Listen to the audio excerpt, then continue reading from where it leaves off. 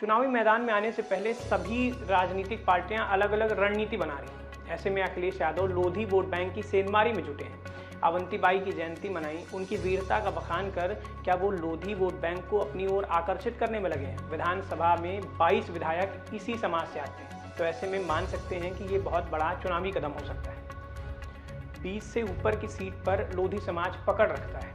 सपा प्रमुख अखिलेश यादव इन दिनों में यूपी की नई राजनीतिक इबारत लिखने में जुटे हैं। जिस तरह से बीजेपी पिछड़े और अति पिछड़े वोट बैंक को साधने में लगी है, उसके जवाब में सपा बीजेपी के वोट बैंक माने जाने वाले लोधी समाज में सेंधमारी करने की तैयारी में है। राजनीति में इसको कहीं पर निगाहें कहीं पर निशाना कहते हैं। बुधवार को अखिलेश यादव ने रानी अवंतीबाई लोधी की जयंती को मनाकर यही संदेश दिया। वो हजरतगंज स्थित उनकी प्रतिमा पर पुष्प अर्पित करने पहुंचे।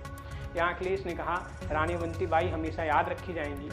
उन्होंने आज़ादी की लड़ाई लड़ी, जिस तरह से अंग्रेज़ों का मुकाबला किया, महिला होने के बावजूद भारतवर्ष के सम्मान के लिए उन्होंने जोखिम उठाए। इस पॉलिटिक्स से पहले आपको लोधी वोट बैंक क्यों अहम है ये बताते हैं। 22 विधायक लोधी हैं और 25 जिलों में वोटर्स का दबदबा है।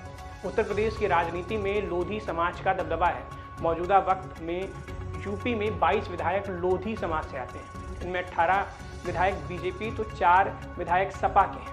अब वोटर्स की बात करें तो करीब 25 जिलों में लोधी समाज का प्रभाव है। बीजेपी की तरफ से लोधी समाज के उत्तर प्रदेश में सबसे बड़े चेहरे कल्याण सिंह, उनके रहते ही लोधी समाज बीजेपी का कोर वोटर बना रहा। तो अब तक जारी है, इस समाज के लोगों के लिए सरकार ने लखनऊ में चक गंजरिया के कैंसर संस्थान का नाम भी कल्याण सिंह के नाम पर रखा था। इसी संस्थान में उनकी 9 फीट ऊंची प्रतिमा लगाई। बीजेपी के नेताओं ने कहा कि कल्याण सिंह राम मंदिर आंदोलन के नायक हैं। ऐसी पॉलिटिकल खबरों के लिए सब्सक्राइब करें द न्यूज़ प्लग।